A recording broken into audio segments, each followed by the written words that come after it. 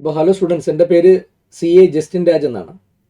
ഞാൻ എടുക്കുന്നത് income tax എന്ന് പറയുന്ന പേപ്പറാണ്. ഇൻകം ടാക്സ് എന്ന് പറയുമ്പോൾ നമ്മുടെ ഇൻ്റർമീഡിയറ്റിന് വരുന്ന 100 മാർക്കിൻ്റെ പേപ്പറിലെ 50 മാർക്കിന്, അതായത് പേപ്പർ 3 ആണ്. അപ്പോൾ പേപ്പർ 3A 3B, അപ്പോൾ അതിനകത്ത് 50 മാർക്കിന് വരുന്ന ഇൻകം ടാക്സ് എന്ന് പറയുന്ന ടോപ്പിക്കാണ് ഞാൻ എടുക്കുക. ബാക്കി 50 മാർക്ക് GST ആണ്. അങ്ങനെ ടോട്ടൽ 100 മാർക്കാണ് നമ്മുടെ ഈ ടാക്സേഷൻ പേപ്പർ വരിക. അപ്പോൾ നമ്മൾ ഈ വരുന്ന ജൂലൈയിൽ നമ്മൾ തുടങ്ങുന്ന ഈ ബാച്ച് നിങ്ങൾ എക്സാമിനേഷൻ എഴുതാൻ പോകുന്നത് മെയ് 2026. മെയ് 2026 വരുന്നൊരു പ്രധാനപ്പെട്ട ഒരു വിഷയം, അല്ലെങ്കിൽ തന്നെ ഇൻകം ടാക്സ് എന്ന് പറയുന്നത് എവരി ഇയർ ചേഞ്ച് വരുന്നൊരു പേപ്പറാണ്. എല്ലാ വർഷവും ഫെബ്രുവരിയിൽ ഫൈനാൻസ് മിനിസ്റ്റർ നമ്മുടെ പാർലമെൻറ്റിൽ ബഡ്ജറ്റ് അവതരിപ്പിക്കും. ആ ബഡ്ജറ്റ് പാർലമെൻറ്റ് പാസ്സാക്കി കഴിയുമ്പോൾ അത് ബില്ലാവും. പിന്നീട് പ്രസിഡന്റ് സൈൻ ചെയ്ത് കഴിയുമ്പോൾ ആനുവൽ ഫൈനാൻസ് ആക്ട് ആയി മാറും. ഈ ആനുവൽ ഫൈനാൻസ് ആക്ടിൽ എവരി ഇയർ ഇൻകം ടാക്സിൻ്റെ നിലവിലെ പ്രൊവിഷൻസിനെ അമെൻഡ് ചെയ്യാറുണ്ട്.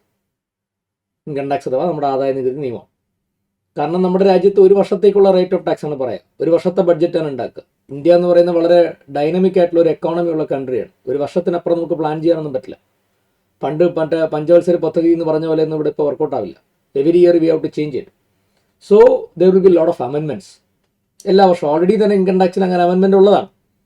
ഇപ്പോൾ റീസെൻ്റായിട്ട് വരാൻ പോകുന്നൊരു ഡെവലപ്മെൻറ്റ് എന്താണെന്ന് വെച്ച് കഴിഞ്ഞാൽ 2024 ഗവൺമെൻറ് പറഞ്ഞായിരുന്നു, ഞങ്ങൾ 1961 മുതൽ നിലവിലുള്ള ഈ ഇൻകം ടാക്സ് നിയമം വളരെ പഴയതാണ്, അതിനെ കാലാനുസൃതമായി മാറ്റേണ്ടതായിട്ടുണ്ട്.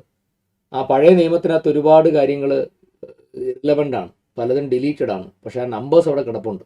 അപ്പോൾ അതൊക്കെ ഒന്ന് മാറ്റി പുതിയൊരു നിയമം ഉണ്ടാക്കണം എന്ന് ഗവൺമെൻറ് അതിൻ്റെ ആവശ്യകതയെപ്പറ്റി പറയുകയും അങ്ങനെ ഗവൺമെൻറ് സ്റ്റഡി തുടങ്ങി, അതിൻ്റെ പ്രത്യേകിച്ച് കമ്മിറ്റിയൊക്കെ ഫോം ചെയ്തു. അങ്ങനെ 2025 ഇൻകം ടാക്സ് ബിൽ 2025 എന്ന് പറയുന്നൊരു ബില്ല് അവതരിപ്പിച്ചിട്ടുണ്ട് പാർലമെൻറ്റിൽ. അപ്പോൾ അത് പാർലമെൻറ്റിൻ്റെ 2 ഹൗസുകളും കൂടി ഇതിന് ഈ പറയുന്ന അത് അപ്രൂവ് ചെയ്ത് കഴിഞ്ഞാൽ ഇത് ഫൈനാൻസ് ആക്ട് അല്ലെങ്കിൽ ഇൻകം ടാക്സ് ആക്ട് 2025 എന്നുള്ള ആക്ടായിട്ട് മാറും. അപ്പം അങ്ങനെ ഒരു നിയമം വന്നു കഴിഞ്ഞാൽ നമ്മളിപ്പോൾ പഠിക്കുന്ന അല്ലെങ്കിൽ നിലവിലുള്ള ഇൻകം ടാക്സ് ആക്ടിനെ ഈ പറഞ്ഞ ഇൻകം ടാക്സ് ബില്ല് 2025 അല്ലെങ്കിൽ ഇൻകം ടാക്സ് ആക്ട് 2025 റീപ്ലേസ് ചെയ്യും. അങ്ങനെ റീപ്ലേസ് ചെയ്താൽ മെയ് 2026 എക്സാമിനേഷൻ എഴുതാൻ പോകുന്ന കുട്ടികൾ ആ നിയമം പഠിക്കേണ്ടി വരും. എന്ന് വെച്ചാൽ അത് 2025 ഏപ്രിൽ 1 തീയതി മുതൽ 2026 ഏപ്രിൽ 1 തീയതി മുതൽ ആ നിയമം ആപ്ലിക്കബിൾ ആവുമെന്നാണ് പറയുന്നത്. അപ്പോൾ അങ്ങനെ വരുമ്പോൾ അത് we are expecting right, because ഇനി അത് അപ്രൂവ് ചെയ്യാനുണ്ട്, പാസ്സാക്കാനുണ്ട്. അപ്പോൾ അത് കഴിഞ്ഞാൽ അത് നിയമം വരും. ആ നിയമം വന്നാൽ 1 ഏപ്രിൽ 2026 മുതൽ, ദാറ്റ് ഈസ് 26-27 ഫിനാൻഷ്യൽ ഇയർ മുതൽ അതിന് എഫക്റ്റ് വരുമെന്നാണ് പറയുന്നത്. Then you have to study that. അപ്പോൾ ഈ പറയുന്ന പുതിയ നിയമം ആപ്ലിക്കബിൾ ആകുമോ ഇല്ലയോ എന്നുള്ളത് വ്യക്തമല്ല. അത് എപ്പോൾ വരും എന്നും ഉറപ്പില്ല. അപ്പോൾ അങ്ങനെ വരുവാണെങ്കിൽ നമ്മൾ ആ ചേഞ്ച് എക്സ്പെക്ട് ചെയ്യണം. പക്ഷേ ആ നിയമം വന്നാൽ പോലും അതിനകത്തുള്ള പ്രധാനപ്പെട്ട കണ്ടന്റുകൾ പഴയ നിയമത്തിലുള്ള കണ്ടന്റുകൾ തന്നെയാണ്. മൊത്തത്തിലൊരു രൂപഭാവം വരുത്തി അല്ലെങ്കിൽ രൂപമൊക്കെ ഒന്ന് മാറ്റി, സെക്ഷൻ നമ്പേഴ്സൊക്കെ ഒന്ന് മാറി. പഴയ ഇൻകം ടാക്സ് നിയമത്തിനകത്ത് 298 സെക്ഷൻ ആണെങ്കിൽ പുതിയ ഇൻകം ടാക്സിനകത്ത് 536 സെക്ഷനാണ്. ബട്ട് കണ്ടന്റും ഓൾമോസ്റ്റ് സെയിം ആണ്. പഴയ നിയമത്തിൽ പല സെക്ഷൻസും സബ്സെക്ഷൻസും ഉണ്ടായിരുന്നു. ആ സബ്സെക്ഷൻസിനെല്ലാം പുതിയ നിയമത്തിനകത്ത് വേറെ സെക്ഷൻ നമ്പേഴ്സ് ആക്കി മാറ്റിയിരിക്കുകയാണ്. അപ്പോൾ അതുകൊണ്ടാണ് നമ്പർ അങ്ങനെ കൂടിയിരിക്കുന്നത്. ബട്ട് അകത്തെ കണ്ടന്റിൽ കാര്യമായ വ്യത്യാസങ്ങളൊന്നുമില്ല. ബട്ട് നമ്പറിങ് മൊത്തം കംപ്ലീറ്റ്ലി മാറും. അപ്പോൾ ഇങ്ങനൊരു ചേഞ്ച് ഉണ്ട്. ഞാൻ മുൻകൂറായിട്ട് അത് പറഞ്ഞു എന്നേ ഉള്ളൂ. ഈ ഇൻകം ടാക്സ് എന്നുള്ള പേപ്പർ 50 മാർക്കിന് നമ്മൾ പഠിക്കുന്ന പേപ്പറിനകത്ത് 15 മാർക്കിന് മൾട്ടിപ്പിൾ ചോയ്സ് ക്വസ്റ്റ്യൻസ് ആണ്, MCQ എന്ന് നമ്മൾ പറയും. ബാക്കി 35 മാർക്കിന് ഡെസ്ക്രിപ്റ്റീവ് ക്വസ്റ്റ്യൻ ആണ്. ഈ MCQ എന്ന് കേൾക്കുമ്പോൾ നമ്മൾ മൾട്ടിപ്പിൾ ചോയ്സ് ക്വസ്റ്റ്യൻ അല്ലേ, നല്ല രസമല്ലേ, നമ്മൾ ആൻസർ സെലക്ട് ചെയ്ത് കൊടുത്താൽ അപ്പോൾ എളുപ്പമല്ലേ എന്നൊരിക്കലും ധരിക്കരുത്. പ്രൊഫഷണൽ കോഴ്സാണ്. നമ്മൾ സാധാരണഗതിയിൽ മറ്റൊരു എക്സാമിനേഷൻ നമ്മൾ ചെയ്യുന്ന പോലത്തെ ഒരു MCQ അല്ലത്. അപ്പോൾ വളരെ ആപ്ലിക്കേഷൻ ഓറിയൻറ്റഡ് ആണ്, അനലിറ്റിക്കലാണ്. ആ സിറ്റുവേഷൻ സ്റ്റഡി ചെയ്തിട്ട് നമ്മൾ സോൾവ് ചെയ്ത് നോക്കിയിട്ട് ഉത്തരം കണ്ടെത്തിയിട്ട് ആ ഒരു സിറ്റുവേഷനിൽ മോസ്റ്റ് കറക്റ്റ് ആയിട്ടുള്ള സൊല്യൂഷൻ ഇതായിരിക്കും എന്ന് നമ്മൾ ഉറപ്പിച്ചതിന് ശേഷം അത് മാർക്ക് ചെയ്യുക. അങ്ങനത്തെ രീതിയിലാണ് MCQ ചോദിക്കുന്നത്. So MCQ is actually not that much easy. MCQ is little bit more നമ്മുടെ ഒരു നോളജ് ടെസ്റ്റ് ചെയ്യുന്ന നല്ലൊരു മെത്തേഡാണ് MCQ type of questions. Descriptive അങ്ങനല്ല. ഓൾമോസ്റ്റ് അതിനകത്ത് കുറേ ക്വസ്റ്റ്യൻ കണ്ടാൽ തന്നെ നമുക്കറിയാം ഇത് ഇന്ന ടോപ്പിക്കാണ്, ഇന്നതാണെന്ന് നമുക്കറിയാം. അപ്പോൾ അതിനകത്ത് കുറച്ച് കാര്യങ്ങൾ നമുക്ക് ചെയ്യാൻ പറ്റും, ഒരു ആവറേജ് സ്റ്റുഡൻറ്റും ചെയ്യാൻ പറ്റും. ഫൈനൽ ആൻസർ ശരിയാക്കുന്നത് മാത്രം ഒരു പക്ഷേ നന്നായിട്ട് വർക്ക് ചെയ്യുന്നവർക്ക് പറ്റുള്ളായിരിക്കും. ബട്ട് എനിവേ ഒരു അറ്റംപ്റ്റ് നടത്താൻ വലിയ ബുദ്ധിമുട്ടൊന്നുമില്ല ഡെസ്ക്രിപ്റ്റീവ് ക്വസ്റ്റ്യൻ. മാത്രമല്ല ഡെസ്ക്രിപ്റ്റീവ് ക്വസ്റ്റിനകത്ത് 5 മാർക്ക് ഉണ്ടെങ്കിൽ അതിനകത്ത് തിരക്കേടില്ലാത്ത രീതിയിൽ പ്രസൻറ്റ് ചെയ്തിട്ടുണ്ടെങ്കിൽ ചിലപ്പോൾ ഒരു 3 മാർക്ക് കിട്ടാൻ വലിയ ബുദ്ധിമുട്ടൊന്നുമില്ല. നന്നായിട്ട് പ്രസൻറ്റ് ചെയ്തിട്ടുണ്ടെങ്കിൽ 5 മാർക്കും കിട്ടാം. ഒരിക്കലും നമുക്ക് 0 മാർക്ക് വരാൻ ചാൻസ് ഇല്ല. ഒരുവിധം പഠിച്ചൊരു സ്റ്റുഡൻറ്റ് അത് അറ്റംപ്റ്റ് ചെയ്ത് കഴിയുമ്പോൾ കുറച്ച് മാർക്കെങ്കിലും കിട്ടും. But MCQ is not like that. തെറ്റിയാൽ മൊത്തം മാർക്ക് പോയി, കിട്ടിയാൽ മൊത്തം കിട്ടി. അപ്പോൾ MCQ 15 മാർക്സിനുണ്ട് ഇൻകം ടാക്സിൽ, 35 marks descriptive type of questions ആണ്. ഈ 50 മാർക്കിന് ഇൻകം ടാക്സും സത്യം പറഞ്ഞാൽ ചോദിക്കുന്നത് ആപ്ലിക്കേഷൻ നോളജാണ്. നമ്മളൊരു കാര്യം പഠിച്ചിട്ട് അത് ഇങ്ങനെ പഠിച്ച കാര്യങ്ങൾ അതേപോലെ കൊണ്ടുവന്ന് പരീക്ഷയ്ക്ക് എഴുതുക, അങ്ങനത്തെ ഒരു ടൈപ്പിലല്ല ചോദിക്കുക. ഓക്കെ, സോ അതേപോലെ അപ്പുറത്ത് GSTക്കകത്തും 15 marks multiple choice question and 35 marks descriptive question. അപ്പം ടോട്ടൽ 100 മാർക്കിന്റെ ടാക്സേഷൻ പേപ്പറിൽ 30 മാർക്ക് MCQ ആണ്, 70 മാർക്ക് ഡെസ്ക്രിപ്റ്റീവ് ആണ്. This is the pattern. Now ഈ 50 മാർക്കിന്റെ ഇൻകം ടാക്സിൽ CA ഇന്റർമീഡിയറ്റിന് നമുക്ക് എന്തൊക്കെയാണ് പഠിക്കാനുള്ളത്? ഇപ്പോൾ ഡിഗ്രി കഴിഞ്ഞിട്ടുള്ള കുട്ടികൾ ഡിഗ്രിക്ക് ടാക്സ് ഒക്കെ പഠിച്ചിട്ടുണ്ടെങ്കിൽ മനസ്സിലാക്കുക, നിങ്ങൾ ഡിഗ്രിക്ക് പഠിച്ച ടാക്സ് ഒന്നും ഇവിടെ ഒന്നുമല്ല. കാരണം നിങ്ങൾ അവിടെ ഒരു സെമസ്റ്ററിൽ പഠിക്കുന്ന ടാക്സിന്റെ പേപ്പർ ആയിരിക്കും ഇവിടുത്തെ ഒരു chapter. That is volume. So it's very big volume. Big volume എന്ന് പറഞ്ഞാൽ ഏതാണ്ട് നമ്മൾ ഒരു എങ്ങനെയാണ്, ഞാൻ ക്ലാസ്സിൽ പലപ്പോഴും പറയാറുണ്ട്, 5000 മാർക്ക്, 50 മാർക്കല്ല, സത്യം പറഞ്ഞാൽ 5000 മാർക്കിന് നമ്മൾ പഠിക്കുകയാണ്. അതിൽ നിന്ന് 50 മാർക്കിന് അവർ ചോദിക്കണേ. അപ്പോൾ പേപ്പർ മൊത്തത്തിൽ പറഞ്ഞു കഴിഞ്ഞാൽ ഒരു 10000 മാർക്കിനുള്ള കണ്ടന്റ് പഠിച്ചിട്ട് അതിൽ 100 മാർക്കിന് ചോദിക്കുകയാണ്. കാരണം അത്രയ്ക്ക് ഓളിയുണ്ട്. അത്ര ഓളിയം കവർ ചെയ്താലാണ് നമുക്ക് ഈ ഒരു പേപ്പർ എക്സാമിനേഷൻ അറ്റംപ്റ്റ് ചെയ്യുക. അപ്പോൾ അത്രയും വലിയ കാര്യങ്ങളിൽ നിന്നാണ് അവർ 100 മാർക്കിന് ചോദിക്കുക. അപ്പോൾ കവറേജ് ഈസ് വെരി ഇമ്പോർട്ടൻറ്റ്. മൊത്തം കവർ ചെയ്യണം. പിന്നെ മൾട്ടിപ്പിൾ ചോയ്സ് ക്വസ്റ്റ്യനും ഡെസ്ക്രിപ്റ്റീവ് ഉള്ളതുകൊണ്ട് നമുക്ക് സെലക്ട് ചെയ്യാനൊന്നും പറ്റത്തില്ല. ഇപ്പോൾ എത്ര ചാപ്റ്റർ ഉണ്ടോ അത്രയും ചാപ്റ്റർ മൊത്തം പഠിച്ചിരിക്കണം. അപ്പോൾ ആ ചാപ്റ്ററിനകത്തൊന്നും നമുക്ക് സ്കിപ്പ് ചെയ്യാൻ പറ്റത്തില്ല. കാരണം ഏതെങ്കിലും ഒരു ചാപ്റ്റർ സ്കിപ്പ് ചെയ്ത് കഴിഞ്ഞാൽ ആ ചാപ്റ്ററിൽ നിന്ന് ക്വസ്റ്റ്യൻ വന്നാൽ നമുക്ക് അത്രയും മാർക്ക് പോയി. മാത്രമല്ല ആ ചാപ്റ്റർ മറ്റ് ചാപ്റ്ററുകളുമായി കണക്ട് ചെയ്ത് ചോദിക്കും. ഇപ്പോൾ ഇൻകം ടാക്സിനൊക്കെ പ്രൊഫഷണൽ കോഴ്സിന് ഇപ്പോൾ ചോദിക്കുന്ന ഒരു ട്രെൻഡ് അതാണ്. ഒറ്റ ചാപ്റ്ററിൽ നല്ല ക്വസ്റ്റ്യൻ വരിക, പല ചാപ്റ്റേഴ്സ് കണക്ട് ചെയ്ത് ക്വസ്റ്റ്യൻ വരും. അപ്പോൾ ഓവറോൾ വ്യൂ ആണ്. റിയൽ ലൈഫ് പ്രാക്ടിക്കൽ സിറ്റുവേഷനിൽ ഒരാൾ നമ്മളടുത്ത് വന്നിട്ട് എനിക്ക് ഇന്ന ഇൻകം ഉണ്ട്, ഞാൻ എത്ര ടാക്സ് അടയ്ക്കണം എന്ന് ചോദിച്ചാൽ അത് പറഞ്ഞു കൊടുക്കാൻ ഒരു CA ഇന്റർമീഡിയറ്റ് പഠിച്ച് പാസ്സാവുന്ന ഒരു കുട്ടിക്ക് പറ്റണം എന്നുള്ളതാണ് ഇൻസ്റ്റിറ്റ്യൂട്ട് പ്രതീക്ഷിക്കുന്ന സിലബസ്. അങ്ങനെയാണ് സിലബസ് ഡിസൈൻ ചെയ്തിരിക്കുന്നത്. So the level of knowledge is working knowledge. ഫൈനലാകുമ്പോൾ you will be at the expert level knowledge. At the intermediate level you should have the working knowledge. എങ്ങനെയാണ് ടാക്സേഷൻ സിസ്റ്റം വർക്ക് ചെയ്യുന്നത്, income ടാക്സിലോ എങ്ങനെയാണ് work ചെയ്യുന്നത്, അവിടെ എങ്ങനെ അത് calculate ചെയ്യുന്നത്. അപ്പോൾ അത് ആ ഏരിയ നമ്മൾ ഡെപ്ത് ആയിട്ട് പഠിക്കണം. This is the idea of this paper. ഇനി നമ്മൾ ഈ ചാപ്റ്ററിൽ ഈ പേപ്പറിൽ എന്തൊക്കെ ചാപ്റ്ററാണ് പഠിക്കാനുള്ളത്? പ്രധാനമായിട്ട് ആദായ നികുതി നിയമമാണ്. ഇൻകം ടാക്സ് ആക്ട് 1961 എന്ന് പറയുന്ന ആ നിയമം, 298 സെക്ഷൻസ് ഉള്ള ആ നിയമത്തിന്റെ സെക്ഷൻ 1 മുതൽ 80 വരെ ഇന്റർമീഡിയറ്റിന്റെ സിലബസിൽ പഠിക്കാൻ ഇട്ടിട്ടുണ്ട്. ആ എൻറ്റയർ നിയമമൊന്നും പഠിക്കാൻ ഇട്ടിട്ടില്ല. കാരണം അത് ഭയങ്കര വലിയ ഓളിയമാണ്, ഭയങ്കര വലിയ ലോ ആണ്. One of the complicated law is also. Okay, ഇതൊരു കോംപ്ലിക്കേറ്റഡ് ലോയും കൂടെയാണ്. അപ്പം സത്യം പറഞ്ഞാൽ ഇൻകം ടാക്സ് എന്ന് പറയുന്നത് ഒരു പ്രോബ്ലം പേപ്പർ എന്ന് പറയുന്നത് തെറ്റാ. ഇതൊരു ലോ പേപ്പറാണ്. നമ്മൾ ആദ്യം ആ ലോ അങ്ങ് പഠിക്കുക. എന്നിട്ട് ആ ലോയെ പ്രാക്ടിക്കൽ സിറ്റുവേഷനിൽ അപ്ലൈ ചെയ്യാൻ വേണ്ടി നമ്മളോട് പറയുമ്പോൾ നമ്മൾ അതങ്ങ് അപ്ലൈ ചെയ്യും. അപ്പോഴാണ് ഈ ലോ അത് പ്രോബ്ലമായി മാറുന്നത്. അല്ലാതെ അക്കൗണ്ട്സോ കോസ്റ്റിംഗ് ആൻഡ് FMO പോലുള്ള ഒരു പ്യുവർലി ഒരു ന്യൂമറിക്സ് അല്ലെങ്കിൽ ഒരു പ്രോബ്ലം പേപ്പർ എന്ന് പറയാൻ കഴിയില്ല. ഇതെന്ന് പറയുന്നത് ഒരു ലോയാണ്. ആദായ നികുതി നിയമം അഥവാ ഇൻകം ടാക്സ് ആക്ട് 1961 എന്ന് പറയുന്ന നിയമം. ആ നിയമം നമ്മൾ എന്താണ് ആ നിയമത്തിൽ പറയുന്നത്? ഇന്ത്യക്കകത്തുള്ള ഒരു വ്യക്തിക്ക് ഇൻകം ഉണ്ടെങ്കിൽ അയാൾ ടാക്സ് പേ ചെയ്യണം.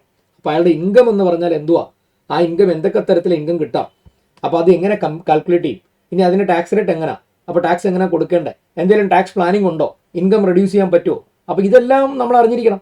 ഇതെല്ലാം നടത്തി നമ്മൾ കാൽക്കുലേറ്റ് ചെയ്ത് ടാക്സ് എത്ര കൊടുക്കണം, ഇതാണ് നമ്മൾ ഉദ്ദേശിക്കുന്നത്. പ്യുവർലി പ്രാക്ടിക്കൽ ആപ്ലിക്കേഷനാണ്. ഓക്കെ, അപ്പം നമ്മൾ പഠിക്കുമ്പം ആ ഒരു സീരിയസ്നെസ്സോടുകൂടി എന്നാൽ രസകരമായിട്ട് വേണം നമ്മളത് മനസ്സിലാക്കാൻ. റിയലി പ്രാക്ടിക്കൽ ആപ്ലിക്കേഷനാണ്. മാത്രമല്ല ഈ പേപ്പറിൻ്റെ പ്രത്യേകത അറിയാലോ, ഒരു തവണ നമ്മൾ പഠിക്കുന്ന ഇത് വെച്ചിട്ട് നമുക്ക് 3 പരീക്ഷ എഴുതാൻ പറ്റുള്ളൂ. മെയ് അറ്റംപ്റ്റ്, സെപ്റ്റംബർ അറ്റംപ്റ്റ്, പിന്നെ നമ്മുടെ ജനുവരി അറ്റംപ്റ്റ്. 3 അറ്റംപ്റ്റ് എഴുതാൻ പറ്റും. കാരണം അത് കഴിയുമ്പോഴത്തേക്കും അമെൻമെൻറ്റ്സ് വന്നിട്ടുണ്ടാവും. അപ്പം നെക്സ്റ്റ് അമെൻമെൻറ്റ്സ് ആപ്ലിക്കബിൾ ആവും. അപ്പോൾ ഒരു തവണ പഠിക്കുന്ന ക്ലാസ് വെച്ചിട്ട് നമുക്ക് 3 പരീക്ഷ എഴുതാം. അത് കഴിയുമ്പോഴത്തേക്കും എന്തൊക്കെ അമെൻമെൻറ്റ്സ് ചേഞ്ചസ് വന്നിട്ടുണ്ട്, എക്സിസ്റ്റിംഗ് ലോയിൽ എന്തൊക്കെ അമെൻമെൻറ്റ്സ് വന്നിട്ടുണ്ടോ, that amendments we have to study separately. അപ്പോൾ ആ അമെൻമെൻറ്റ് അപ്ഡേറ്റ് ചെയ്തിട്ട് അത് കഴിഞ്ഞിട്ട് നമുക്ക് പരീക്ഷ എഴുതാൻ പറ്റുള്ളൂ. വീണ്ടും ഒന്നൊന്ന് ഫ്രഷ് ആയിട്ട് മൊത്തം ക്ലാസ് അറ്റൻഡ് ചെയ്യേണ്ട കാര്യമില്ല. കാരണം സ്ട്രക്ചറൽ ചേഞ്ചസ് ഒന്നും വരുന്നില്ല. നിലവിൽ പഠിക്കുന്ന കാര്യങ്ങളുടെ ഒരു 20 to 30% മാത്രം ചേഞ്ച് എക്സ്പെക്ട് ചെയ്താൽ മതി. അപ്പോൾ അത് നമുക്ക് സ്വന്തമായിട്ട് പഠിച്ചെടുക്കാവുന്നതേ ഉള്ളൂ. അതിന് വീണ്ടും ക്ലാസ് അറ്റൻഡ് ചെയ്യേണ്ട കാര്യമില്ല. അപ്പോൾ എന്തായാലും ഞാൻ പറഞ്ഞു വന്നത് 3 പരീക്ഷ നമുക്ക് എഴുതാം. അത് കഴിയുമ്പോൾ ചേഞ്ച് വരും. ചേഞ്ച് നമ്മൾ അഡാപ്റ്റ് ചെയ്യണം. ഇതൊരു എവർ ചേഞ്ചിങ് പേപ്പറാണ്. കോസ്റ്റിംഗ്, FMO, ടാക്സ്, നമ്മുടെ അക്കൗണ്ട്സ് പോലെയൊക്കെ ഒരു തവണ പഠിച്ചാൽ അത് തന്നെ ആ കൺസെപ്റ്റ് ഒന്നും മാറുന്നില്ല. പക്ഷെ ഇവിടെ അങ്ങനല്ല. ഇവിടെ നിയമം അമെൻഡ് ചെയ്യും. കാരണം ആൾക്കാർ ടാക്സ് ഇവേഷൻ നടത്താൻ ശ്രമിക്കും. കാരണം ആർക്കും ടാക്സ് കൊടുക്കുന്ന അത്ര ഇഷ്ടമുള്ള പരിപാടിയൊന്നുമല്ല. അപ്പോൾ ടാക്സ് ഇവേഡ് ചെയ്യാൻ ശ്രമിക്കും. ടാക്സ് ഇവേഡ് ചെയ്യാൻ ശ്രമിക്കുമ്പോൾ എന്താ പറ്റുക, ഡിപ്പാർട്ട്മെൻറ്റ് അത് തടയും. അപ്പോൾ അവർ തമ്മിൽ പ്രശ്നങ്ങളാവും. അപ്പോൾ പുതിയ പുതിയ ഇവേഷൻസ് ആൾക്കാർ കണ്ടെത്തും. ആ കണ്ടെത്തുന്ന ഇവേഷൻസിനെ ഡിപ്പാർട്ട്മെന്റ് പ്ലഗ് ചെയ്യും. ആ ലൂപ്പ് ഹോൾ കണ്ടെത്തി അത് അടയ്ക്കാൻ ശ്രമിക്കും. അപ്പോഴാണ് അത് അമെൻമെന്റ് വരുന്നത്. അപ്പോൾ ഇത് എവർ ചേഞ്ചിങ് ആയിട്ടുള്ള ഒരു പേപ്പറാണ്. പ്രാക്ടിക്കലി ആപ്ലിക്കേഷനിലായാലും നമ്മുടെ എംപ്ലോയ്മെന്റ് ഇൻഡസ്ട്രിയിൽ, അതായത് നമ്മളൊരു ചാർട്ടേഡ് അക്കൗണ്ടന്റ് ആയതിനു ശേഷം CA ക്വാളിഫൈ ചെയ്തിട്ട് നിങ്ങൾ സ്വന്തമായിട്ട് പ്രാക്ടീസ് ചെയ്യുന്ന കേസായാലും വേറൊരു ഇൻഡസ്ട്രിയിൽ വർക്ക് ചെയ്യാൻ പോകുന്ന എംപ്ലോയ്മെന്റ് സെഗ്മെന്റിലായാലും ഈ രണ്ട് സ്ഥലത്തും ഈ പേപ്പർ ഇല്ലാതെ നമുക്ക് പറ്റില്ല. അപ്പോൾ ഈ പേപ്പർ ഭയങ്കര ഇമ്പോർട്ടൻ്റ് ആണ്, ടാക്സേഷൻ പേപ്പർ. ഓക്കെ, നമ്മുടെ ഡേ ടു ഡേ ലൈഫിൽ ഭയങ്കരമായിട്ട് ഇൻഫ്ലുവൻസ് ചെയ്യുന്ന, ഭയങ്കരമായിട്ട് അറിവ് ഉണ്ടായിരിക്കണം. ആസ് എ ചാർട്ടേഡ് അക്കൗണ്ടന്റ് വളരെ എക്സ്പെർട്ട് ആയിരിക്കേണ്ട ഒരു പേപ്പറാണ് ശരിക്കും നമ്മുടെ ഈ ഇൻകം ടാക്സ് എന്ന് പറയുന്ന പേപ്പർ. അത് നിങ്ങളുടെ ഒരു അറിവിന് വേണ്ടി ഞാൻ പറഞ്ഞതേ ഉള്ളൂ. ഇനി നമുക്ക് ഈ 50 മാർക്കിൻ്റെ ഇൻകം ടാക്സ് ഇന്റർമീഡിയറ്റിനെ പഠിക്കുമ്പോൾ നമുക്ക് അതിനകത്ത് എന്തൊക്കെയാണ് പഠിക്കാനുള്ളത് എന്നുള്ളതാണ്.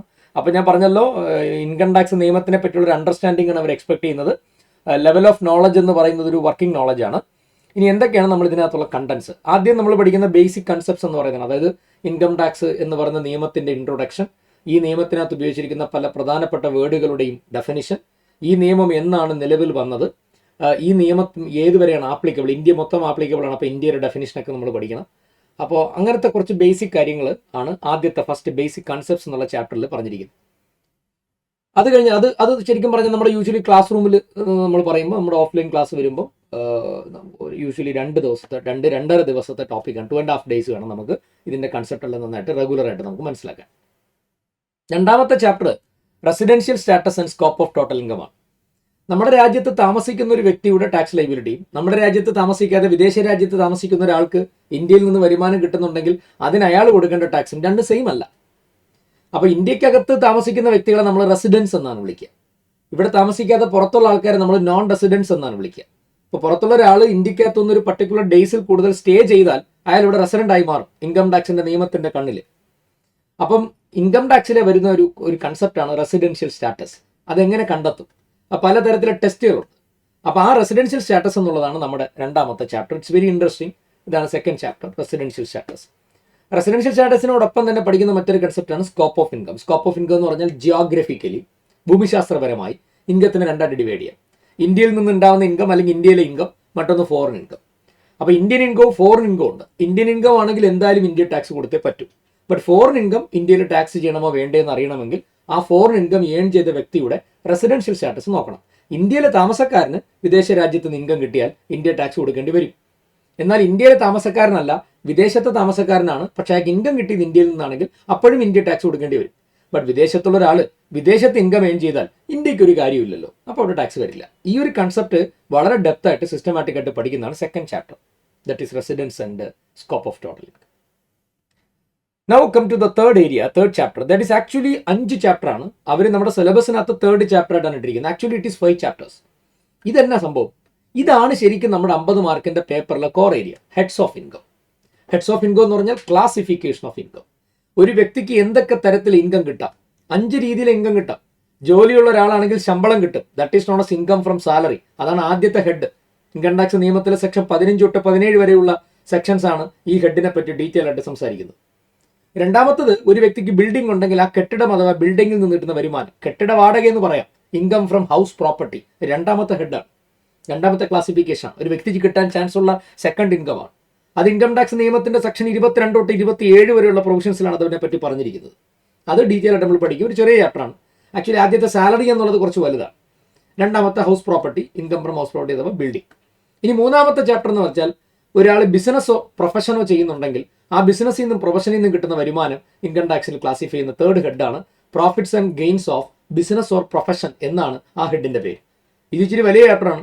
നമ്മുടെ സബ്ജക്റ്റിന്റെ കമ്പൽസറി ക്വസ്റ്റ്യൻ അഥവാ ഫസ്റ്റ് ക്വസ്റ്റ്യൻ വരുന്ന ഈ ചാപ്റ്ററിൽ നിന്നാണ്. ഇത് ഒരു 5-6 ദിവസം ഫുൾ ഡേയ്സ് എടുത്ത് മാത്രമേ നമുക്കിത് പഠിച്ചു തീർക്കാൻ പറ്റുള്ളൂ. It's a very big chapter, profits and gains of business or profession.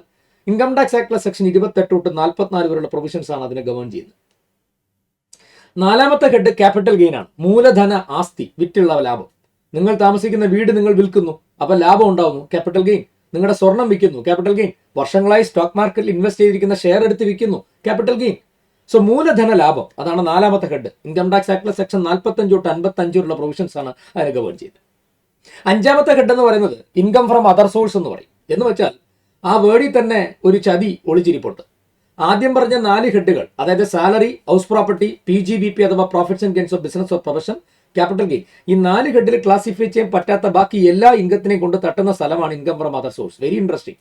റെസിഡ്വറി head of income അഥവാ ക്ലാസിഫിക്കേഷൻ എന്ന് പറയും. ചുരുക്കി പറഞ്ഞാൽ ഒരാൾക്ക് എന്ത് ഇൻകം കിട്ടിയാലും ഉണ്ടാക്കി കൊടുക്കേണ്ടി വരും. രക്ഷപ്പെടാനൊന്നും പറ്റില്ല. കാരണം ആദ്യത്തെ 4 കാറ്റഗറി ഉൾപ്പെടുത്താൻ പറ്റാത്ത ഇൻകത്തിനെ പിടിച്ച് 5ാമത്തെ ക്ലാസിഫൈ ചെയ്യുമല്ലോ. അപ്പോൾ പിന്നെ ടാക്സ് ചെയ്യും. ഈ 5 ഹെഡ്സ് ഓഫ് ഇൻകം ആണ് ഒരു വ്യക്തിക്ക് മാക്സിമം കിട്ടാൻ ചാൻസ് ഉള്ളത്. അപ്പോൾ ഒരു ഇന്ത്യക്കകത്ത് ഒരു വ്യക്തിക്ക് എന്തൊക്കെ തരത്തിൽ ഇൻകം വരാം, അല്ലെങ്കിൽ വേൾഡിൽ ഒരാൾക്ക് എന്തൊക്കെ ഇൻകം കിട്ടാം, അപ്പോൾ അതാണ് അവർ ക്ലാസിഫൈ ചെയ്തിരിക്കുന്നത്. അപ്പോൾ ഈ ഓരോ ഹെഡിലും അവർ പറഞ്ഞിരിക്കുന്ന രീതിയിൽ വരവ് എടുക്കുക, ഇൻകം എടുക്കുക, അതിൽ നിന്ന് ചെലവ് കുറയ്ക്കുക, വരവിൽ നിന്ന് ചെലവ് കുറയ്ക്കുമ്പോൾ നെറ്റ് ഇൻകം, അങ്ങനെ ഓരോ ഹെഡിലെ നെറ്റ് ഇൻകം കണ്ടുപിടിച്ച് 5 ഹെഡിലെ ഇൻകം കണ്ടുപിടിച്ച് നമ്മൾ ടോട്ടൽ ചെയ്യുന്നു. ഈ 5 ഹെഡിലെ ഇൻകം ടോട്ടൽ ചെയ്തതിന് ശേഷം നമ്മൾ മനസ്സിലാക്കേണ്ട ഒരു കാര്യം, നമ്മുടെ രാജ്യത്ത് വ്യക്തികൾക്ക് ടാക്സ് കൊടുക്കാൻ ഒട്ടും താല്പര്യമില്ലെന്ന് ഞാൻ ആദ്യം തന്നെ പറഞ്ഞു. ഏറ്റവും കൂടുതൽ ആൾക്കാർ ഈ വേഷം നടത്തുന്ന ഒരു ലോയും കൂടെയാണ്. ഒരുപാട് ഒരു ടാക്സ് വെട്ടിക്കുന്നുണ്ട്. എല്ലാവരും സത്യസന്ധമായിട്ട് ടാക്സ് അടയ്ക്കുന്ന ആൾക്കാരുടെ എണ്ണം കുറവാണ്. അപ്പോൾ ആ വ്യക്തികളുടെ ഒരു ബേസിക് ഹ്യൂമൻ സൈക്കോളജിയാണ്. കയ്യിൽ പൈസ വന്നിട്ട് അതിന് ടാക്സ് അടയ്ക്കാൻ പറഞ്ഞാൽ ഇച്ചിരി മടിയാണ്. അപ്പോൾ വ്യക്തികൾ ടാക്സ് വെട്ടിക്കാൻ ശ്രമിക്കും. പൊതുവേ ഇൻകം ടാക്സിനകത്ത് 10 രീതിയിലാണ് ആൾക്കാർ കള്ളത്തരം കാണിക്കാൻ ശ്രമിക്കുന്നത്. അപ്പോൾ ഈ 10 രീതികളെ ഐഡന്റിഫൈ ചെയ്തിട്ട് ആ 10 രീതിയിലെ കള്ളത്തരങ്ങളെ തടയാനായിട്ട് ഒരു ആന്റി അവോയ്ഡൻസ് മെഷർ അല്ലെങ്കിൽ അത് പ്രിവെന്റ് ചെയ്യാൻ വേണ്ടി ഇൻകം ടാക്സിന്റെ പ്രൊവിഷൻ ഉണ്ടാക്കിയിട്ടുണ്ട്. അതിന്റെ പേരാണ് ക്ലബിംഗ് ഓഫ് ഇൻകം എന്ന് പറയും. ഇപ്പോൾ ക്ലബിംഗ് ഓഫ് ഇൻകം എന്ന് പറയുന്നത് ഇൻകം ടാക്സ് ആക്ടിന്റെ ഒരു ആന്റി അവോയ്ഡൻസ് മെഷറാണ്. അത് ഒരു വ്യക്തി ടാക്സ് ഇവേഡ് ചെയ്യാൻ വേണ്ടി അയാളുടെ ഇൻകത്തിനെ മറ്റൊരാളുടെ പേരിലോ ഭാര്യയുടെ പേരിലോ പ്രായപൂർത്തിയാവാത്ത മക്കളുടെ പേരിലോ ഒക്കെ സ്പ്ലിറ്റ് ചെയ്ത് കാണിക്കാൻ ശ്രമിച്ചാൽ അതിനെടുത്ത് ക്ലബ് ചെയ്യും. ക്ലബിംഗ് മീൻസ് ആഡ് ചെയ്യും, ആഗ്രിഗേറ്റ് ചെയ്യും, അതിനെ ഒരുമിച്ചാക്കും. അപ്പോൾ അതാണ് അടുത്ത ചാപ്റ്റർ. അതൊരു കുഞ്ഞു ചാപ്റ്ററാണ്. സെക്ഷൻ 60 to 65 വരെയുള്ള പ്രൊവിഷൻസ് ആണ് അതിനെ ഗവേൺ ചെയ്യുന്നത്. അതൊരു ചാപ്റ്ററാണ്. ഒരു 1 ഡേ ടോപ്പിക്കാണ് ഈ ക്ലബിംഗ് എന്ന് പറയുന്നത്. അടുത്ത പ്രശ്നം എന്താ, 5 ഹെഡിൽ ഇൻകം കമ്പ്യൂട്ട് ചെയ്ത് വെച്ചു, ക്ലബിംഗ് നടത്തി. Now the next issue is, ഈ 5 ഹെഡിനകത്ത് ചില ഹെഡുകളിൽ നഷ്ടം വരാൻ ചാൻസ് ഉണ്ട്. ബിസിനസ് ചെയ്യുന്ന ആൾക്കാർക്ക് ലോസ് വന്നൂടെ? മൂലധന ലാഭം മാത്രമല്ല, മൂലധന നഷ്ടം വന്നൂടെ? അപ്പോൾ ഹൗസ് പ്രോപ്പർട്ടിക്കകത്ത് റെന്റിനേക്കാളും കൂടുതൽ ആ പ്രോപ്പർട്ടിയുടെ ചെലവുകൾ വന്നു കഴിഞ്ഞാൽ നഷ്ടം വന്നൂടെ? അപ്പം നഷ്ടം വരാം. അപ്പോൾ ലോസും ഇൻകവും വന്നാൽ ഇത് രണ്ടും കൂടെ ഓഫ്സെറ്റ് ചെയ്ത് നെറ്റ് ഇൻകം എടുക്കണം. കാരണം income tax is a tax levied on income and not on loss. So if you have a loss, it's a tax planning, because that loss you can set off with other income, or in last case, suppose if you could not set off that loss you can carry over. അടുത്ത വർഷത്തേക്ക് ആ loss carry over ചെയ്യാം. അപ്പോൾ loss set of ചെയ്യുന്നതാണ് അടുത്ത chapter എന്ന് പറയുന്നത്. Set of and carry forward and set of of losses എന്നാണ് ആ ചാപ്റ്ററിന്റെ പേര്. അത് ശരിക്കും പറഞ്ഞാൽ എന്താ പറയുക, ഒരു 1 ഡേ ടോപ്പിക്കാണ്. പക്ക പ്യോർലി പ്രോബ്ലം ചാപ്റ്റർ ആണ്. ഇൻകം ടാക്സ് ആക്ടിന്റെ സെക്ഷൻ 70 മുതൽ 80 വരെയുള്ള പ്രൊവിഷൻസ് ആണ് അതിനെ ഗവേൺ ചെയ്യുക. അപ്പോൾ ആദ്യത്തെ ബേസിക് കൺസെപ്റ്റ്സാ, പിന്നെ residence and scope of income ആണ്, പിന്നെ 5 ഹെഡ്സിലെ ഇൻകം ആണ്, അത് കഴിഞ്ഞാൽ ക്ലബിംഗ് ആണ്, അത് കഴിഞ്ഞാൽ സെറ്റ് ഓഫ്. ഇത്രയും ചെയ്ത് കഴിയുമ്പോൾ, ഈ സെറ്റ് ഓഫ് അടക്കം ചെയ്ത് കഴിയുമ്പോൾ നമുക്ക് കിട്ടുന്ന ഇൻകത്തിന്റെ പേരാണ് ഗ്രോസ് ടോട്ടൽ ഇൻകം അഥവാ GTI. ഈ ഗ്രോസ് ടോട്ടൽ ഇൻകം കിട്ടിക്കഴിഞ്ഞാൽ ഈ ഗ്രോസ് ടോട്ടൽ ഇൻകത്തിൽ നിന്ന് നമുക്ക് ടാക്സ് പ്ലാനിങ് പോസിബിൾ ആണ്. എന്ന് വെച്ചാൽ നിയമത്തിനുള്ളിൽ നിന്നുകൊണ്ട് തന്നെ നമ്മുടെ വ്യക്തിപരമായ കാര്യങ്ങൾക്ക് സ്പെൻഡ് ചെയ്ത പല എമൗണ്ടുകളും ഈ ഇൻകത്തിൽ നിന്ന് റെഡ്യൂസ് ചെയ്യാം. അപ്പോൾ നമ്മുടെ അൾട്ടിമേറ്റ് ടാക്സബിൾ ഇൻകം കുറയും. ആ കുറഞ്ഞ ഇൻകത്തിന് ടാക്സ് കൊടുത്താൽ മതി.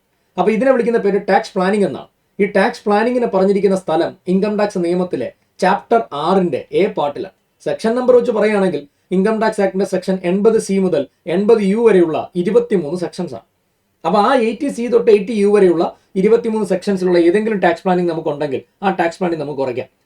അത് ഗ്രോസ് ടോട്ടൽ ഇൻകത്തിൽ നിന്ന് ടാക്സ് പ്ലാനിങ് കുറച്ച് കഴിയുമ്പോൾ മിച്ചം കിട്ടുന്ന ഇൻകത്തിന്റെ പേരാണ് ടോട്ടൽ ഇൻകം. ഈ ടോട്ടൽ ഇൻകത്തിന്റെ പുറത്താണ് ആനുവൽ ഫൈനാൻസ് ആക്ടിൽ പറയുന്ന റേറ്റ് വെച്ചിട്ട് ടാക്സ് കൊടുക്കേണ്ടത്. This is the how income tax is working. ഇത് നമ്മുടെ സിലബസിൽ 50 മാർക്കിൽ 30 മാർക്കിന് ചോദിക്കുന്നത് ഇത്രയും ടോപ്പിക്കിൽ നിന്നാണ്. ഞാൻ ഈ പറഞ്ഞ ഇത്രയും കാര്യങ്ങൾ ചേരുന്നതാണ് 30 മാർക്ക്. ഇനി ഒരു 20 മാർക്കിന് ബാക്കിയുള്ള ചാപ്റ്റേഴ്സാണ്. അപ്പോൾ basic concepts, residence and scope of income, പിന്നെ 5 head, clubbing, set off, GTI, less chapter 6 അഥവാ ടാക്സ് പ്ലാനിങ്, ടോട്ടൽ ഇൻകം. ഒരു വ്യക്തി ഇൻകം ഏൺ ചെയ്യുന്നത് ഒരു പർട്ടിക്കുലർ ഫിനാൻഷ്യൽ ഇയറിലാണ്. ആ ഇൻകം ഏൺ ചെയ്യുന്ന ഫിനാൻഷ്യൽ ഇയറിന് ഇൻകം ടാക്സിൽ പ്രീവിയസ് ഇയർ എന്നാണ് അറിയപ്പെടുന്നത്. പക്ഷെ ആ ഫിനാൻഷ്യൽ ഇയർ കഴിഞ്ഞിട്ട് തൊട്ടടുത്ത കൊല്ലം അയാൾ ടാക്സ് കൊടുത്താൽ മതി. സാവകാശം കൊണ്ട് സമാധാനം. അപ്പോൾ ഒരു ഫിനാൻഷ്യൽ ഇയറിൽ ഒരാൾ ഏൺ ചെയ്യുന്ന ഇൻകത്തിന് തൊട്ടടുത്ത കൊല്ലമാണല്ലോ ടാക്സ് കൊടുക്കേണ്ടത്. അപ്പോൾ ഈ ഇൻകം ഏൺ ചെയ്യുന്ന ആ ഫിനാൻഷ്യൽ ഇയറിൽ സത്യത്തിൽ നിങ്ങളുടെ കയ്യിൽ ഇൻകം വന്നു, പക്ഷെ സർക്കാരിന് ടാക്സ് കിട്ടുന്ന തൊട്ടടുത്ത കൊല്ലമാണ്. അത് ശരിയല്ലല്ലോ. നിങ്ങൾക്ക് ഇൻകം കിട്ടുന്ന സമയത്ത് തന്നെ സർക്കാരിന് നികുതി കിട്ടിയിരുന്നെങ്കിൽ എന്തെല്ലാം കാര്യങ്ങൾ സർക്കാരിന് ചെയ്യാമായിരുന്നു. അത്രയും നേരത്തെ രാജ്യത്തിന്റെ ഡെവലപ്മെന്റ് വേണ്ടി ആ ഫണ്ട് ചാനലൈസ് ചെയ്യാമായിരുന്നു. അതുകൊണ്ട് ഗവൺമെന്റ് ഏർപ്പെടുത്തിയിരിക്കുന്ന സംവിധാനമാണ് അഡ്വാൻസ് ടാക്സ്. അഡ്വാൻസ് ടാക്സ് എന്ന് പറഞ്ഞാൽ മുൻകൂർ നികുതി.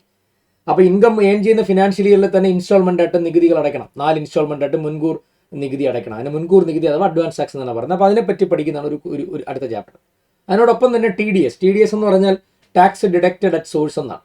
ഒരു വ്യക്തിക്ക് ഇൻകം കിട്ടിയിട്ട് അതിൽ നിന്ന് ടാക്സ് അടയ്ക്കുന്നതിന് പകരം അവന് ഇൻകം കിട്ടുന്ന സമയത്ത് തന്നെ അവൻ ആരാണോ ഇൻകം കൊടുക്കുന്നത് ആ കൊടുക്കുന്ന വ്യക്തിയോട് സർക്കാർ പറയുക, നീ മുഴുവൻ ഇൻകവും അവന് കൊടുക്കല്ലേ, അവന് കൊടുക്കേണ്ട വരുമാനത്തിൽ നിന്ന് ടാക്സ് അങ്ങോട്ട് കട്ടി, എന്നിട്ട് ബാക്കി കൊടുത്തോ, എന്നിട്ട് ഈ കട്ട് ചെയ്യുന്ന ടാക്സ് അവൻ്റെ പേരിൽ ഗവൺമെന്റിലേക്ക് അടക്കി, അത് നിന്റെ ഉത്തരവാദിത്തമാണ് എന്ന് ഇൻകം കൊടുക്കുന്ന പേയറോട് പറയാണ്. എംപ്ലോയർ ശമ്പളം കൊടുക്കുമ്പോൾ എംപ്ലോയർക്ക് അത് എക്സ്പെൻസ് ആണ്, അത് കിട്ടുന്ന എംപ്ലോയിക്ക് സാലറി ഇൻകമാണ്. അപ്പോൾ ശമ്പളം കൊടുക്കുന്ന എംപ്ലോയറോട് ഗവൺമെന്റ് പറയുക മുഴുവൻ ശമ്പളം കൊടുക്കല്ലേ, ടാക്സ് ഇൻകം ടാക്സ് കട്ട് ചെയ്തിട്ട് കൊടുക്ക്. That is known as TDS, tax deducted at source. അപ്പോൾ മറ്റേ എംപ്ലോയി പിന്നീട് ഇത്രയും ടാക്സ് കുറച്ചിട്ട് ബാക്കി ടാക്സ് അവൻ അടച്ചാൽ മതി. ഇതും ഒരു റിക്കവറി ഓഫ് ടാക്സ് മെക്കാനിസമാണ്. ഇപ്പോൾ TDS എന്ന് നമ്മൾ എന്നെ ഷോർട്ട് ഫോമിൽ വിളിക്കും, ടാക്സ് ഡിഡക്റ്റഡ് അറ്റ് സോഴ്സ്. അല്ലെങ്കിൽ അടുത്ത അതുപോലെ തന്നെ മറ്റൊന്നാണ് ടാക്സ് കളക്റ്റഡ് അറ്റ് സോഴ്സ്. ഗുഡ്സുകളൊക്കെ വിൽക്കുമ്പോൾ സെല്ലിംഗ് പ്രൈസിനോടൊപ്പം സെല്ലർ ബയ്യറുടെ നിന്ന് ടാക്സ് കളക്ട് ചെയ്യുന്നതാണ് ടാക്സ് കളക്റ്റഡ് അറ്റ് സോഴ്സ് എന്ന് പറയുന്ന കൺസെപ്റ്റ്.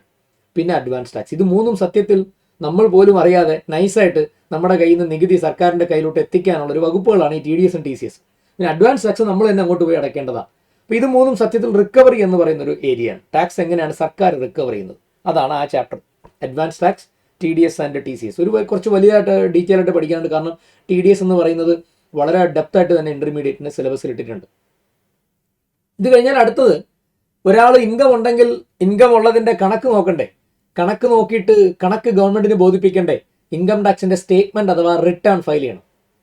അപ്പോൾ ആ ഇൻകം ടാക്സിന്റെ റിട്ടേൺ എന്നാണ് ഫയൽ ചെയ്യേണ്ടത്, അതിന്റെ ഡ്യൂ ഡേറ്റ് എന്നാണ്, അത് ഫയൽ ചെയ്തില്ലെങ്കിൽ എന്തൊക്കെയാണ് കോൺസിക്വൻസ് തുടങ്ങിയ കാര്യങ്ങൾ വളരെ ഡീറ്റെയിൽ ആയിട്ട് നമ്മൾ അനലൈസ് ചെയ്യുന്നതാണ് ഈ അടുത്ത ചാപ്റ്റർ എന്ന് പറയുന്നത്. അതായത് റിട്ടേൺ ഫയലിംഗ് എന്ന് പറയുന്നത് പ്യുവർലി ഒരു തിയറിയാണ്, മെയിനായിട്ട് കംപ്ലയൻസുകളാണ്, പ്രൊസീജിയറുകളാണ്. ലാസ്റ്റ് വരുന്ന ചാപ്റ്റർ ശരിക്കും ഇതാണ് ഈ സബ്ജക്റ്റിന്റെ, സത്യത്തിൽ സബ്ജക്റ്റിന്റെ ക്ലൈമാക്സ് ഈ ലാസ്റ്റ് ചാപ്റ്ററാണ്. എന്ന് വെച്ചാൽ റിയൽ ലൈഫ് സിനാരിയോയാണ് ക്വസ്റ്റ്യൻ തരുന്നത്. ഒരു പ്രാക്ടിക്കലി ഒരു മനുഷ്യൻ, അയാൾക്ക് കുറച്ച് സാലറി ഉണ്ട്, അയാൾക്കൊരു വീടുണ്ട്, വാടകയ്ക്ക് കൊടുത്ത് റെന്റ് ഉണ്ട്, അയാൾക്ക് ബാങ്കിൽ FD ഉണ്ട്, പലിശ കിട്ടുന്നു, ഇങ്ങനെ അയാളുടെ മൊത്തത്തിൽ പ്രാക്ടിക്കലി വരാൻ ചാൻസ് ഉള്ള കംപ്ലീറ്റ് വരുമാനങ്ങളുടെ ഡീറ്റെയിൽസും ക്വസ്റ്റ്യനിൽ അങ്ങോട്ട് തരും. എന്നിട്ട് നിങ്ങളോട് പറയും ഈ മനുഷ്യന്റെ ഇൻകം കാൽക്കുലേറ്റ് ചെയ്ത് ടാക്സ് എത്ര അടയ്ക്കണമെന്ന് പറയാൻ പറയും മൊത്തത്തിൽ. എന്നിട്ട് ഒരു കാര്യം കൂടെ പറയും, മാക്സിമം ടാക്സ് പ്ലാനിങ് ചെയ്യണം, ഇയാൾക്ക് ലീഗലി എങ്ങനെ ടാക്സ് കുറയ്ക്കാം അതും കൂടി നോക്കിയിട്ട് പറയണമെന്ന് പറയും. So that is purely practical application. വളരെ ഇൻട്രസ്റ്റിംഗ് ആണ്. കാരണം ഇൻകം ടാക്സ് എങ്ങനെ ലീഗലി കുറയ്ക്കാം അതടക്കം നമ്മൾ വർക്കൗട്ട് ചെയ്ത് പറയണം, ടാക്സ് കാൽക്കുലേറ്റ് ചെയ്യണം. ഇതാണ് last chapter, computation of total income and tax liability. ഈ ലാസ്റ്റ് ചാപ്റ്റർ അപ്രോച്ച് ചെയ്യണമെങ്കിൽ ബാക്കി കംപ്ലീറ്റ് ചാപ്റ്ററും പഠിച്ചിട്ടേ ലാസ്റ്റ് ചാപ്റ്റർ അപ്രോച്ച് ചെയ്യാൻ പറ്റും. That is the problem. Because it's a very big chapter, every topic will be covered and it is പക്ക problem. ഇവിടെ theory ഒന്നുമല്ല, ഈ ലാസ്റ്റ് ചാപ്റ്റർ എന്ന് പറഞ്ഞാൽ ശരിക്കും ആപ്ലിക്കേഷനാണ്. അപ്പോൾ ഈ ഒരു ആംഗിൾ നിങ്ങൾ പ്രത്യേകം മനസ്സിലാക്കിയിരിക്കണം. ബാക്കി എല്ലാ ചാപ്റ്ററും പഠിച്ചിട്ട് അവസാനമാണ് നമ്മൾ ഈ ചാപ്റ്ററിലേക്ക് എത്തുക. അപ്പോൾ മനസ്സിലായല്ലോ, 100% പ്രാക്ടിക്കലാണ്. ഈ പഠിച്ചത് തന്നെയാണ് റിയൽ ലൈഫിൽ നമ്മൾ ഇന്ത്യയിൽ അപ്ലൈ ചെയ്യുന്നത്. അപ്പോൾ ഒരു ചാർട്ടേഡ് അക്കൗണ്ടന്റ് പ്രാക്ടീസ് ലൈഫിൽ എന്താണ് ചെയ്യണേ ഇൻകം ടാക്സിൽ, അത് തന്നെയാണ് നിങ്ങളുടെ സിലബസ് ഇന്റർ നമ്മൾ പഠിക്കുക. So I think you got A very good idea on syllabus. Okay, ഇത്രയും ചാപ്റ്റേഴ്സാണ് നമ്മുടെ ഇൻകം ടാക്സിൻ്റെ 50 മാർക്കിൽ പഠിക്കാനുള്ളത്. നമ്മുടെ ക്ലാസ്സുകൾ ടോട്ടൽ 25 ഡേയ്സ് ഉണ്ടാവും. ഫുൾ ഡേ ക്ലാസ്സാണ്. രാവിലെ 8:30 തൊട്ട് വൈകിട്ട് 5:30 വരെയുള്ളതാണ് നമ്മുടെ ഇൻകം ടാക്സിൻ്റെ ക്ലാസ്സിൻ്റെ ടൈമിങ്. അപ്പം നമ്മൾ അറ്റ് എ ടൈം ഒരു ക്ലാസ്സിൻ്റെ ഒരു സ്പാൻ എന്ന് പറയുന്നത് മേ ബി ഒരു 4 ദിവസമോ 5 ദിവസമോ കണ്ടിന്യൂസ് ആയിട്ടുള്ള ഒരു സ്പാൻ ആയിരിക്കും. അത് കഴിഞ്ഞ് there will be gap. Then അത് കഴിഞ്ഞ് ഒരു 2-3 ആഴ്ച കഴിഞ്ഞിട്ടായിരിക്കും അടുത്തത്. അങ്ങനെ ഒരു 4-5 സ്പാൻ കൊണ്ടാണ് നമ്മൾ ഈ പേപ്പർ തീർക്കുന്നത്. So total it will take around 25 days to finish this chapter, അല്ലെങ്കിൽ ദിസ് പേപ്പർ 50 മാർക്കിൻ്റെ പേപ്പർ ഫിനിഷ് ചെയ്യും. അപ്പോൾ നമ്മൾ സ്റ്റൈൽ എന്ന് പറഞ്ഞാൽ ക്ലാസ്സിൽ തന്നെ നമ്മൾ കൺസെപ്റ്റ് ഡിസ്കസ് ചെയ്യും. ലോ നമ്മൾ കറക്റ്റായിട്ട് കൺസെപ്റ്റ് പറയും, അതിൻ്റെ എക്സാമ്പിളൊക്കെ കാണിക്കും. എന്നിട്ട് അപ്പോൾ തന്നെ ആ കൺസെപ്റ്റ് അപ്ലൈ ചെയ്യുന്ന പ്രോബ്ലം എന്ന് പറഞ്ഞാൽ ചെറിയ കൺസെപ്റ്റ് ക്വസ്റ്റ്യൻ തൊട്ട് കുറച്ച് ഡീറ്റെയിൽഡ് ക്വസ്റ്റ്യൻ തുടങ്ങി എക്സാമിനേഷന് ചോദിച്ചുകൊണ്ടിരിക്കുന്ന ക്വസ്റ്റ്യൻസ് അടക്കം നമ്മൾ ചെയ്യും. അപ്പോൾ നമ്മൾ പണ്ട് സ്കൂളിൽ ചെയ്യുന്ന പോലെ ഇന്ന് നിങ്ങൾ പഠിച്ചിട്ട് ആയോ, പശു മറ്റേ ഫുഡ് കഴിച്ചിട്ട് പിന്നീട് എടുത്ത് അയവറക്കുന്ന പോലെ ഇന്ന് പഠിപ്പിച്ചു നിങ്ങൾ വീട്ടിൽ പോയി പഠിച്ചിട്ട് ആയോ എന്നിട്ട് നമുക്ക് ക്വസ്റ്റ്യൻ ചെയ്യാം. ആ പരിപാടിയൊന്നും ഇവിടെ ഇല്ല. ഏത് എൻ്റെ പേപ്പറിൻ്റെ കാര്യമാണ് പറഞ്ഞത്. നമ്മൾ ക്ലാസ്സിൽ ഡിസ്കസ് ചെയ്യും, പ്രൊവിഷൻ പഠിക്കും, അപ്പം തന്നെ നിങ്ങൾക്ക് മനസ്സിലായോ ഇല്ലേ എന്നുള്ളത് അടുത്ത പ്രോബ്ലം ചെയ്യുമ്പോൾ നിങ്ങൾക്ക് മനസ്സിലാവും, എനിക്ക് മനസ്സിലാവും നിങ്ങൾക്ക് ആ സാധനം മനസ്സിലായോ ഇല്ലയോ. This is our style of എന്താണ് നമ്മുടെ ക്ലാസ്സിൻ്റെ ഒരു സ്റ്റൈൽ. അതാണ് മുൻകൂട്ടി അറിയാൻ വേണ്ടി ഞാൻ പറഞ്ഞതേ ഉള്ളൂ. അപ്പം നമുക്ക് നല്ല അടിപൊളിയായിട്ട് ഈ പേപ്പർ നമുക്ക് പഠിക്കാം. ഇനി ഇതിനിടയ്ക്ക് ഞാൻ ഈ പറഞ്ഞ ചേഞ്ചൊക്കെ വരുവാണെങ്കിൽ നമ്മൾ പുതിയ സാധനം പഠിക്കും. അപ്പോൾ എന്തായാലും വളരെ ഇൻട്രസ്റ്റിംഗ് ആയിരിക്കും. അപ്പോൾ നമുക്ക് എല്ലാവർക്കും ക്ലാസ്സിൽ കാണാം. അപ്പോൾ I think you got a very good idea on the syllabus and how this subject is, we have to approach this subject. Okay, bridge കോഴ്സിൻ്റെ ഒരു പ്രൈമറി ഒബ്ജക്റ്റീവ് അതാണല്ലോ. അപ്പം ഈ ഒരു വീഡിയോയിൽ ഞാൻ ഉദ്ദേശിക്കുന്നത് ഇത്രയേ ഉള്ളൂ. നിങ്ങൾക്ക് ഈ പേപ്പറിനെ പറ്റി ഒന്ന് പരിചയപ്പെടണം, എന്തൊക്കെ ചാപ്റ്റർ പഠിക്കാനുണ്ടെന്ന് അറിയണം. പിന്നെ നമ്മൾ ഒന്ന് കണ്ട് പരിചയപ്പെട്ടു, ഇനി നമ്മൾ ക്ലാസ്സിൽ നേരിട്ട് കാണും. പിന്നെ ഇത് പഠിപ്പിക്കുന്ന ഒരു രീതി എങ്ങനെയാണ്, നിങ്ങൾ എങ്ങനെയാണ് പഠിക്കേണ്ടത്, ഇത്രയും കാര്യങ്ങളാണ് ഇതിനകത്ത് നമ്മൾ പറഞ്ഞത്. നമ്മുടെ ക്ലാസ്സിൽ തന്നെ സ്റ്റഡി മെറ്റീരിയൽ പ്രോബ്ലംസ് ഒക്കെ നമ്മൾ സോൾവ് ചെയ്യും കേട്ടോ. ഇതിനകത്ത് നമ്മുടെ ഒരു ക്ലാസ്സിൻ്റെ പ്രത്യേകതയാണ്, നമ്മൾ വീട്ടിൽ പോയിട്ട് പ്രോബ്ലം ചെയ്യുന്ന പരിപാടിയൊന്നുമില്ല. ക്ലാസ്സിൽ തന്നെ കഴിയുന്നതും പ്രോബ്ലം മൊത്തം ക്ലാസ്സിൽ തന്നെ സോൾവ് ചെയ്യും. അന്നേരം തന്നെ നിങ്ങൾക്ക് ഡൗട്ട് ഉണ്ടെങ്കിൽ നിങ്ങൾക്ക് ചോദിക്കാം, അത് ക്ലിയർ ചെയ്യാം. അപ്പോൾ അത് കഴിഞ്ഞിട്ട് മാത്രം മുമ്പോട്ട് പോയാൽ മതി. അപ്പോൾ this will be the approach towards this subject. Okay, I think you good A very good idea. അപ്പോൾ ഇതിൻ്റെ ബാക്കി മറ്റു കാര്യങ്ങളോട്ട് നമുക്ക് അടുത്ത വീഡിയോയിൽ കാണാം.